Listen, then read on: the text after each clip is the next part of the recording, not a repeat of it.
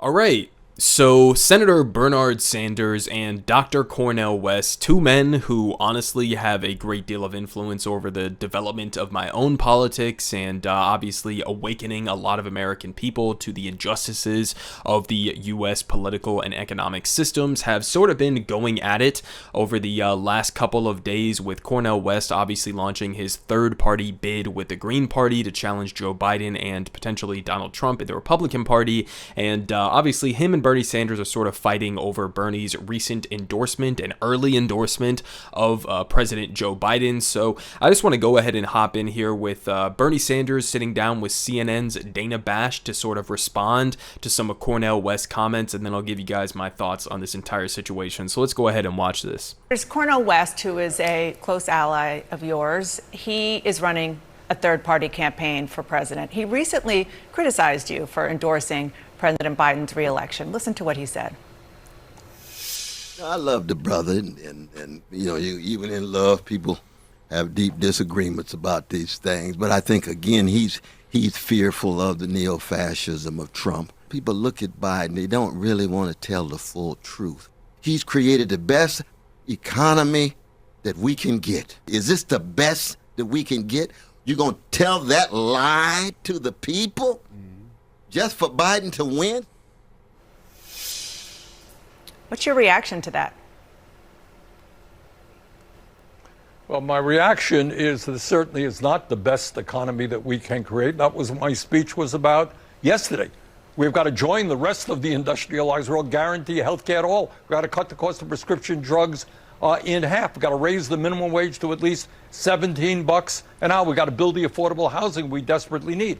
But where I disagree with my good friend, Cornel West, is I think in these really very difficult times where there is a real question whether democracy is going to remain in the United States of America. You know, Donald Trump is not somebody who believes in democracy, whether women are going to be able to continue to control their own bodies, whether we have social justice in America, we end bigotry.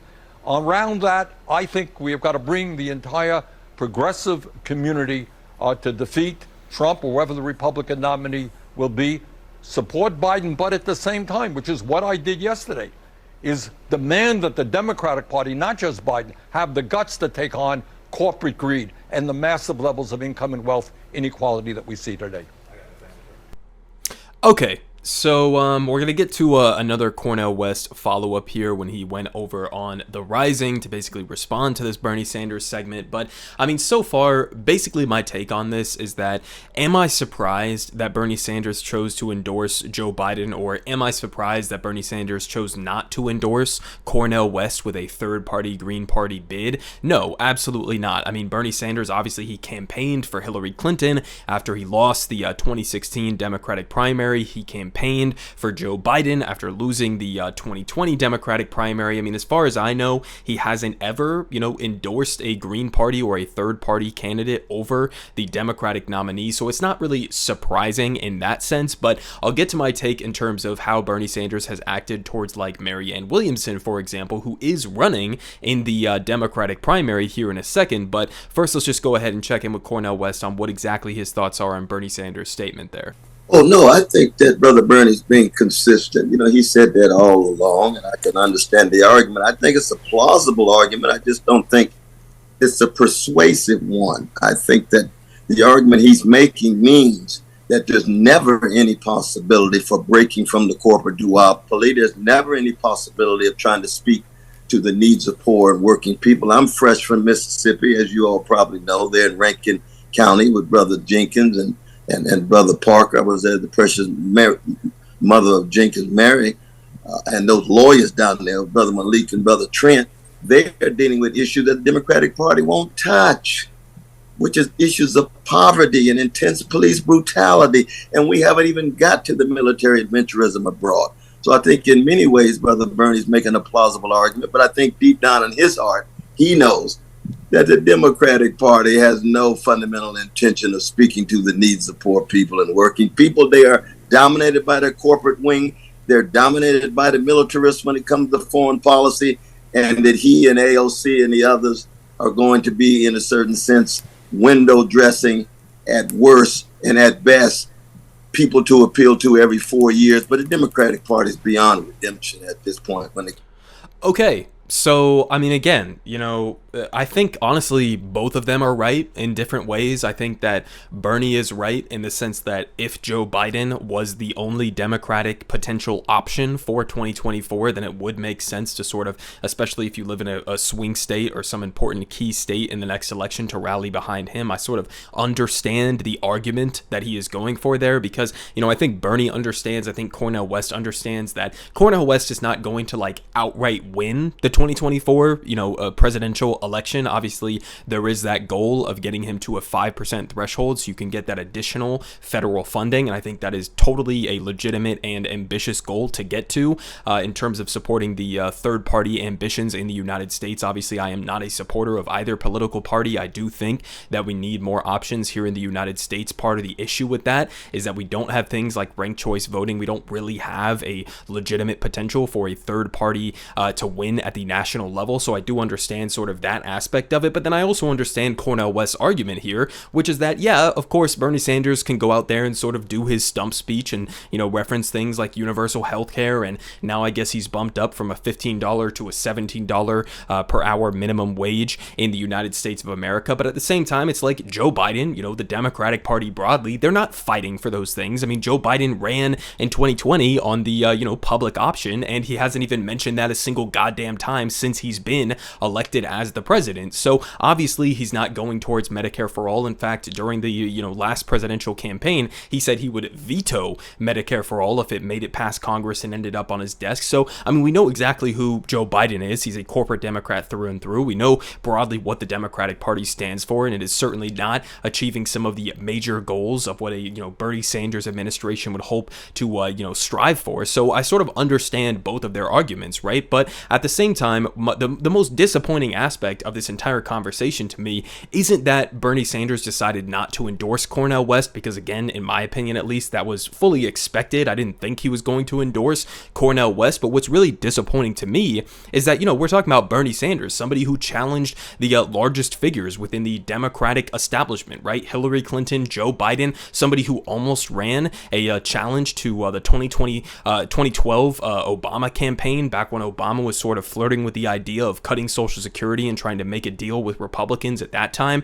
Bernie Sanders threatened to run against him in 2012, and that had some degree of influence in terms of Obama's strategy at the time. So we're talking about a guy with Bernie Sanders who has directly challenged the most powerful Democrats in the entire country on multiple different occasions. And so the idea to me that Bernie is just going to turn around and give this early endorsement to Joe Biden when he's basically not acknowledging at all that somebody else like Marianne Williamson is running in the Democratic primary. That's the real sort of like disappointment in my opinion, is that you do have somebody like Marianne Williamson who is following in almost lockstep with some of the major agenda items that Bernie has run on during the 2016 election, during the 2020 election as well. And Bernie is basically just sort of following with the Democratic line that there basically isn't a Democratic primary that's happening right now. I mean, obviously Bernie or Biden is not planning to do any of the debates against Marianne Williamson or RFK Jr. or any other potential primary challengers, which honestly, if Cornel West, I think, wanted to have a greater influence on this upcoming election, I think he should have run in the Democratic primary as well, and maybe that weight would have put behind it some sort of an influence in terms of recognizing the fact that there is an open Democratic primary at this point. But the Democratic Party is basically just trying to pretend as if these challengers don't exist at the same time that we have polling data coming out, and I'm probably going to cover one of these polls in a video later today or tomorrow, that show that the overwhelming majority of the American people, Democrat, Republican, Independents, all think that Joe Biden is not equipped to run again. They think that he's too old. They think that he's incompetent. A vast majority of even Democrats want somebody else to lead the ticket. And so it seems as if almost like Bernie is not even willing to acknowledge that reality. And it also sort of gets to this contradiction, at least in my opinion, which is probably the main thing that bugs me as a part of this this ongoing debate. If your perspective is sort of like, well, Donald Trump is a fascist and authoritarian, I totally agree with that classification. But if your goal is to beat somebody like Donald Trump, right, this fake elitist sort of like populist outsider kind of guy, right, if your goal is to, prevent fascism or authoritarianism from taking over in the United States, then the first thing that you would do is shift left on populist economic policies, right? You would follow closer in terms of what Cornel West is proposing, in terms of what Marianne Williamson is proposing, in terms of what Bernie Sanders has previously proposed, right? That would actually be the solution towards getting us a better chance of actually defeating whoever the Republican candidate, most likely Donald Trump, is going to be in the 2024 election going up against the Democratic candidate, right? That is what you would actually do if you cared about securing a better majority to potentially win that election. But we're still like having the same conversations that we had in 2016, that we had in 2020, where Democrats seem to think that relying on the fact that they passed some bills like the Inflation Reduction Act or any of these other sort of like milquetoast agenda pieces that they have managed to work through in a bipartisan way through Congress, that that is going to be enough. I mean, you literally have Joe Biden tacking his name with Bidenomics to the economic reality of the American people, and that's just not going to be enough. And so there's sort of this contradiction where they say, no, we can't endorse the idea of, having conversations with people like Cornel West or having conversations with people like Marianne Williamson, because that's going to be a distraction from defeating the fascism, from defeating the authoritarianism, from defeating the Republican Party. Whereas I see it as the complete opposite of that. And I say, people like Cornel West and the ideas and the policies that they're proposing, people like Marianne Williamson and the ideas and the policies that they are proposing, that is actually what is going to get you closer towards the reality of securing a win over that so-called fascist or so-called authoritarian or Republican candidate that you're referring to. And so that's the main thing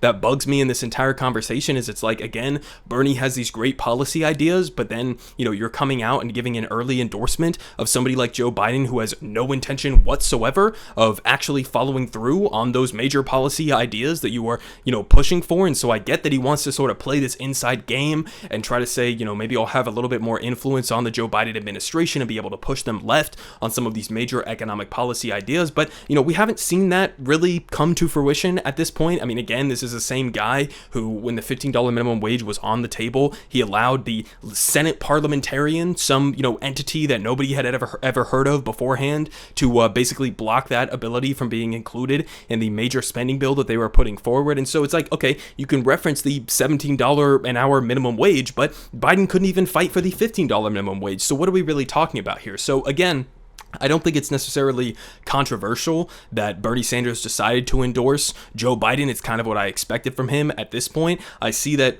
Cornel West's arguments in terms of like on a principled basis, if you actually care about the policies, if you care about what is actually going to be able to get done, then I see the arguments there in terms of sort of trying to shift the Democratic Party left. But at the same time, it's also like, you're running on the Green Party ticket. And while, again, I support third parties, I support, trying to get them to that 5% threshold, that's also, it's not as if your candidacy is going to win the 2024 election. And so we have to sort of find this like nuanced sort of middle ground between these two positions and try to figure out, as the left, I guess, the electoral left, if you want to, in this country, and try to figure out what is the actual strategy that is going to get us real policy wins here. Because obviously, running a Green Party candidacy that is inevitably not going to win in 2024, that's not really going to get us there. It could help in shifting the narrative left, at least, and I think that that's a positive thing. But also just giving an early endorsement of a candidate who, is running on this platform of basically bragging about his economic, platform that he has been putting forward through the course of his presidency that the overwhelming majority of the American people are not happy with. That's also